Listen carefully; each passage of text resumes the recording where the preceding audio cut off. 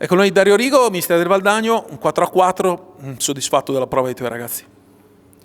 Sì, sicuramente soddisfatto. Sapevamo che Seregno è una buona squadra, una squadra che è in serie positiva, che ha fatto dei gran bei passi in avanti rispetto diciamo, alla Coppa Italia e quindi sì, soddisfatto per il punto.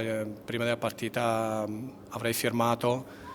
Dopo la partita diciamo un po' di amarezza mi rimane, però vabbè, fa parte del gioco, nel senso che forse meritavamo qualcosina in più, però dobbiamo passare anche da queste cose, da queste partite, da queste situazioni per crescere, per far crescere questi ragazzi.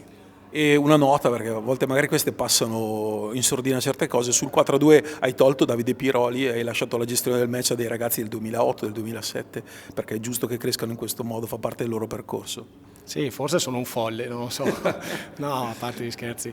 Davide ovviamente mi fa un grandissimo lavoro sia in pista che fuori, anche in panchina, e quindi è giusto che questi ragazzi imparino a gestire le partite nei momenti delicati. In quel momento lì ho dato un po' di riposo a Davide e ho dato un po' più di responsabilità a loro.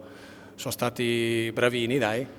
No, per l'età sono stati bravi, adesso al di là di tutto, io sono sempre esigente, però Marco Cocco che è così è così che crescono sti ragazzi e quindi sono contento del punto, sono stati bravi veramente. Grazie Dario. Grazie a te.